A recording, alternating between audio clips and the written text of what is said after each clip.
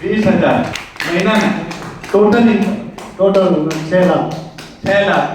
और एजुकेशन देख लें, क्योंकि ज्यादातर लोग बोलेंगे यार मैं पढ़ा लिखा नहीं, मैं ये हूं, तो इनकी एजुकेशन भी जान लेते सबकी एक बार।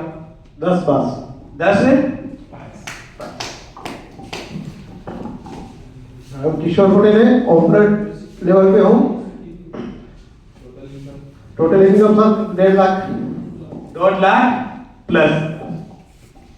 મારું નામ વિનોદ છે, કપડથી બિલિંગ કરું છું. હું ઈગલ ટીમ પર છું. દર મહિને મારા 5,000 આવે છે. ટોટલ 60,000 કમાય. टोटल 60,000। સરફરાજ પઠાણ ઈગલ પર છું અને 1 લાખ જેવો ઇન્કમ થઈ છે. 1 लाख प्लस। પ્રતિક પટેલ ઓપનર છું 3,500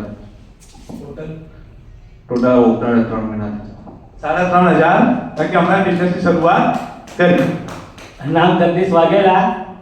શરૂઆત કરી હતી, પહેલો ચેક આવ્યો 314 રૂપિયાનો. ટોટલ ઇન્કમ આવી 3 લાખ પ્લસ. 2 દુકાનની સાથે સાથે લીડરશિપ પર છું.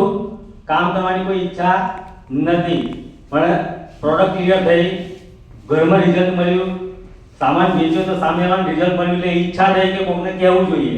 બોલવાની કોઈ ઈચ્છા નથી, બોલવાની આપણને તકલીફ પડતી હતી પહેલેથી, સ્ટેજ પર આવવા તૈયાર નહોતો, પણ સાહેબ એવો સપોર્ટ મળ્યો તો મને ધક્કો મારી દીધો સ્ટેજ પર. અત્યારે ધક્કો જ માર્યો. કે લોકોને એક પ્રશ્ન હોય છે કે મારી પાસે સમય નથી, તો જાણે કે એમની પાસે કેટલો સમય હતો, એ જે પોતાનો ટ્રેડિશનલ બિઝનેસ હતો એ કેટલો સમય કામ કરતા હતા. કરિયાણા દુકાન હતી અને દરજીની દુકાન, 2 દુકાન સાથે ચલાવતો હતો. એક મિત્ર મારી સાથે છે, એ મને વર્ષોથી જુએ છે, નડિયાદના. બરાબર. સવારે 5 વાગે ઉઠવાનું, બપોરે 10 વાગ્યા સુધી કરિયાણા દુકાનમાં બેસવાનું, 10 વાગ્યા પછી દરજીની દુકાને બેસવાનું, 12 વાગે કંઈક બજારમાં જવાનું, સામાન લઈને ઘેર આવવાનું, બપોર પછી દુકાને બેસવાનું, રાત્રે 9:30 વાગ્યા ફ્રી થવું, 9:30 વાગ્યા પછી આરસીએમ સ્ટાર્ટ થાય, જ્યારે શીખવાની શરૂઆત કરી ત્યારે. છતાં પણ લીડરશિપ એચીવર, કારણ કે મોટા ભાગના લોકોનો પ્રશ્ન એક જ છે કે મારી પાસે સમય નથી. આપની પાસે કયો સમય હતો? દોસ્તો, સમયની જરૂર નથી, પણ આ બિઝનેસ કેમ કરવું છે તમારું કારણ સમજી લેજો. જો તમારું કારણ મજબૂત હશે તો આ બિઝનેસ બહુ આસાન છે અને દરેક વ્યક્તિ કરી શકે છે.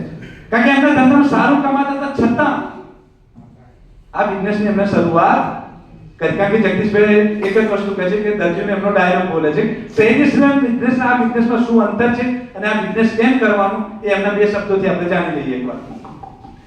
દરજી કદાચ તમે જોયા હશો, કોઈ જોયા દરજી કામ કરતા કોઈ વ્યક્તિને જોયા ના કોઈ? ખુરશી પર ને ખુરશી પર જ હોય. દરજી જીવે ત્યાં સુધી સીવે, દરજી જીવે ત્યાં સુધી સીવે, પણ પછી ખબર પડી સીવે તો જ જીવે. એના માટે આ બિઝનેસની શરૂઆત કરી. તો આમના માટે એક વાર જોરદાર તાળીઓ. બસ અહીં સુધી મારી જિમ્મેદારી છે. આગળની કાર્યવાહી માટે આપણી વચ્ચે જયપુરથી આવેલા લીડર છે અને એમનું સન્માન કઈ રીતે કરવાનું છે મને નથી ખબર, એ તમારે જોવાનું છે.